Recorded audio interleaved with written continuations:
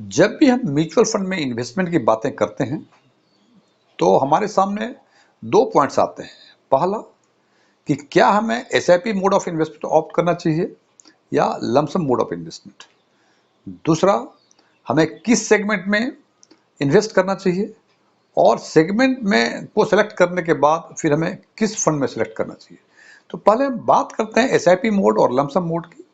सामान्य अवस्था में ये माना जाता है कि एसआईपी मोड ऑफ इन्वेस्टमेंट उस इन्वेस्टर्स के लिए है जो रिस्क एवर्स हैं, मतलब जो रिस्क लेने से घबराता है, और लमसम मोड ऑफ इन्वेस्टमेंट उस इन्वेस्टर्स के लिए है जो रिस्क ले सकते हैं, जो ये सोचते हैं कि हम मार्केट को टाइम कर लेंगे। हालांकि किसी बहुत बड़े इकोनॉमिस्ट ने कहा है, ही वाज पीटर लिंच, जिन्होंने कहा है कि you can not time the market, लेकिन खुदा न खास्ते यदि आप टाइम को मार्केट कर सके तो आपको बेहतर रिटर्न मिलेंगे लमसम में। लेकिन इसकी विपरीत परिस्थिति में यदि आपने मार्केट को टाइम ठीक से नहीं कर सके तो आपको मुंह की खानी पड़ सकती है। इसलिए मेरे ओपिनियन में शवों को SIP mode of investment opt करना चाहिए। बात करते हैं सेगमेंट के। पहले सेगमेंट सेलेक्ट करते हैं, यह डिपेंड करता है इंडिविजुअल इन्वेस्टर्स के रिस्क परसेप्शन पे। फॉर एग्जांपल, यदि कोई यंगर एज का है तो उसको स्मॉल कैप में जाना चाहिए, कोई 60 प्लस है उसको लार्ज कैप में जाना चाहिए, यदि if he is interested to invest in the mutual fund. बहुत सारी बातें हैं। आज हम चर्चा करेंगे कि यदि हमने सेगमेंट सेलेक्ट कर लिया अपने रिस्क परसेप्शन के हिसाब से, तो फंड को जो सेलेक्ट करेंगे उस परिस्थिति में क्या हमें उस सेगमेंट का इंडेक्स फंड सेलेक्ट करना चाहिए या हमें एक्टिव इन्वेस्टिंग में जाना चाहिए। और आज हम चर्चा करेंगे इसी बात पर 10 इयर्स के टाइम होरिजन में एक्स IRR रिटर्न पे। Means SIP mode of investment यदि कोई ऑप्ट करता है तो 10 इयर्स के टाइम होरिजन के बेसिस पे हम ये देखेंगे कि किस सेगमेंट ने इंडेक्स रिटर्न से कितने परसेंट अधिक फंड, उस सेगमेंट में जितने भी फंड थे उस फंड में से कितने परसेंट ने उसके रेस्पेक्टिव बेंचमार्क या इंडेक्स से बेहतर परफॉर्म किए, और इसके बाद इसका कंपैरिजन करेंगे 5 इयर्स के टाइम होरिजन में। अब फिर हम इस परिस्थिति में होंगे इसके एनालिसिस करने के बाद कि हम निर्णय ले सकें कि यदि हम कोई पार्टिकुलर सेगमेंट हमने सेलेक्ट कर लिया है तो उसके बाद उस पार्टिकुलर सेगमेंट के फंड को सेलेक्ट करने के लिए क्या मुझे एक्टिव इन्वेस्टिंग में जाना चाहिए या हमें इंडेक्स फंड में इन्वेस्ट कर देना चाहिए। इसकी चर्चा हम इस वीडियो में करेंगे। इसके पहले मैं एक चीज और बता दूं स्टार्ट करने के पहले कि मैं ये ऐसा कोई वादा नहीं करता कि जिस तरह से मैं बताता हूं आप उसको देखेंगे, इसको फॉलो करेंगे तो आप रातों रात करोड़पति बन जाएंगे, या आपके फंड 2-3 साल में 2 गुने या 4 गुने हो जाएंगे। म्यूचुअल फंड कोई जादू नहीं है, ये एक स्ट्रेटजी है।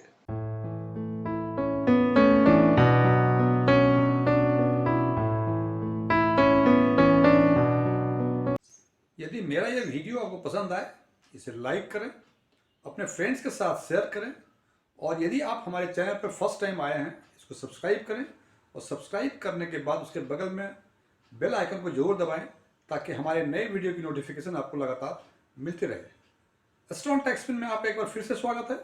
मेरा नाम DM झा है। इस स्टडी पर्पस के लिए हमने इक्विटी सेगमेंट के 8 फंड्स को हमने लिया हुआ है, और वो फंड हैं large cap, mid cap, large and mid cap, small cap, ELSS, flexi cap, multi cap और focus fund.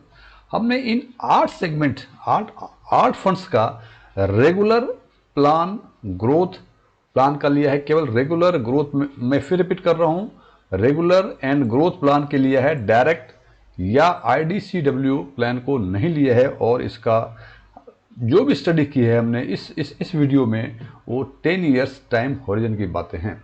Regular growth plan या डायरेक्ट IDCW के बारे में यदि आपको जानकारी है तो अच्छी बात है, और यदि इसके बारे में अधिक जानकारी लेना चाहते हैं तो ऊपर आई लिंक पे क्लिक करके इसके बारे में आप जानकारी ले सकते हैं। जब हम 10 इयर्स हॉरिजन के में XIRR यानी SIP रिटर्न की चर्चा करते हैं और जब कंपेयर करते हैं उसके रेस्पेक्टिव इंडेक्स से, तो हम पाते हैं कि मिड कैप एक ऐसा फंड है जिसमें टोटल फंड 17 थे और उसमें से 16 फंड ने इंडेक्स से उनके इंडेक्स से बेहतर परफॉर्म किया है, और परफॉर्मेंस लेवल जो था इसका 94.12% था। वहीं स्मॉल कैप टोटल फंड थे 10 10 में से 9 फंड ने इन्होंने इंडेक्स को आउट परफॉर्म किया है और परफॉर्मेंस लेवल था 90%। जब बात करते हैं मल्टी कैप की, तो हमने देखा कि टोटल फंड इसमें 6 थे, जिसमें से 5 फंड ने इंडेक्स को, उनके रेस्पेक्टिव इंडेक्स को आउट परफॉर्म किया है और परफॉर्मेंस लेवल था 83.33%। वहीं जब हम बात करते हैं फ्लैक्सी कैप फंड की, तो टोटल फंड थे 16 में से 9 फंड ने आउट परफॉर्म किया है इंडेक्स को और परफॉर्मेंस लेवल था 56.25%। जबकि फोकस फंड में टोटल फंड थे 13 और 13 में से 7 फंड ने इंडेक्स को, रेस्पेक्टिव इंडेक्स को आउट परफॉर्म किया है, यानी 6 फंड ने रेस्पेक्टिव इंडेक्स को अंडर परफॉर्म किया है और परफॉर्मेंस लेवल जो है इनका 53.85% है। वहीं दूसरी ओर ईएलएसएस जो टैक्स सेविंग स्कीम्स होती हैं, उसमें टोटल फंड्स थे 25 में से केवल 8 फंड थे जिन्होंने उनके रेस्पेक्टिव इंडेक्स को आउट परफॉर्म किया है और परफॉर्मेंस लेवल था 32%। और लार्ज कैप टोटल फंड यहां भी 25 थे, लेकिन जो इंडेक्स से बेहतर परफॉर्म करने वाले फंडों की संख्या थी वो केवल 6 थी और परफॉर्मेंस लेवल 24% था। और large and mid cap total funds की संख्या 19 में से केवल 4 फंड ही ऐसे थे जिन्होंने अपने इंडेक्स को, अपने बेंचमार्क को आउट परफॉर्म किया और परफॉर्मेंस लेवल था 21.05। और यदि अब बात करते हैं टोटल इन 8 सेगमेंट्स में, टोटल फंड्स थे 10 इयर्स के टाइम हॉरिजन में टोटल फंड्स थे 131, जिसमें से 64% ने अपने अपने रेस्पेक्टिव बेंचमार्क या इंडेक्स को आउट परफॉर्म किया है और परफॉर्मेंस लेवल 48.85 यानी 49% के आसपास थी। फ्रेंड्स, यहाँ मैं फिर रिपीट कर दूं, यहाँ बातें कर रहा हूं मैं XIRR की, मतलब SIP के रिटर्न की और 10 इयर्स के टाइम हॉरिजन में, और जो प्लान लिया है हमने रेगुलर ग्रोथ प्लान।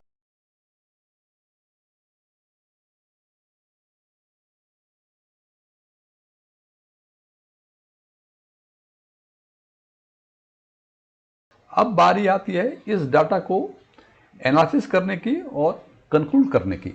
तो हम देखते हैं, इस डाटा को देखने से ये मालूम होता है कि मिड कैप, स्मॉल कैप और मल्टी कैप, ये 3 सेगमेंट ऐसे हैं, टॉप 3 परफॉर्मर हैं जिन्होंने विथ वाइड रेंज अपने रेस्पेक्टिव इंडेक्स को आउट परफॉर्म किया है।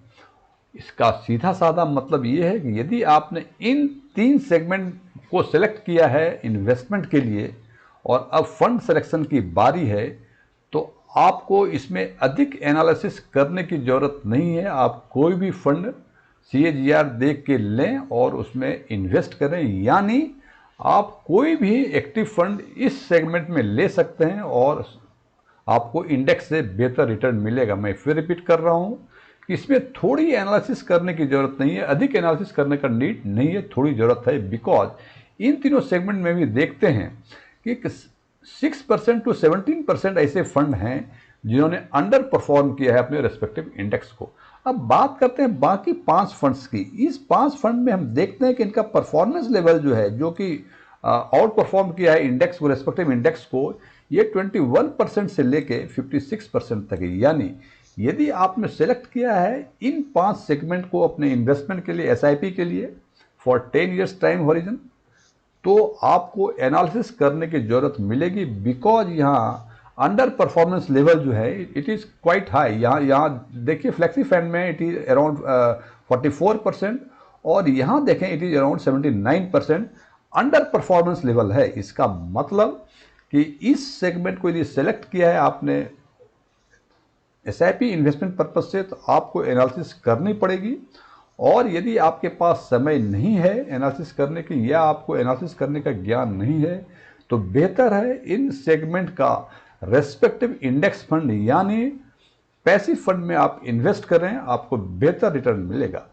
लेकिन जब इसी की तुलना हम 5 इयर्स टाइम हॉरिजन में करते हैं, तो हम देखते हैं कि 5 इयर्स के टाइम हॉरिजन में भी ये 3 फंड ऐसे हैं जो टॉप परफॉर्मर हैं, that is small cap, multi cap और मिड कैप, जिन्होंने आउट परफॉर्म किया है अपने रेस्पेक्टिव इंडेक्स को 92.86%, 85, 77% के हिसाब से। और यहाँ भी देखते हैं यही 3 सेगमेंट हैं टॉप 3 सेगमेंट जिन्होंने आउट परफॉर्म किया है अपने रेस्पेक्टिव इंडेक्स को। इसका मतलब सीधा साधा मतलब कि अब 5 इयर्स टाइम होरिजन हो या 10 इयर्स टाइम होरिजन हो, यदि आप मिड कैप, स्मॉल कैप और मल्टी कैप सेगमेंट को सिलेक्ट किया है फॉर एसआईपी पर्पस, तो आप इसमें थोड़ा एनालिसिस करें और एक्टिव फंड को सिलेक्ट करें। लेकिन यदि बाकी 5 सेगमेंट को आपने सिलेक्ट किया है फॉर एसआईपी इन्वेस्टमेंट, तो इसमें आपको एनालिसिस करनी पड़ेगी। और यदि एनालिसिस नहीं कर सकते हैं, it may be due to shortage of time or you don't have any idea about the mutual fund analysis,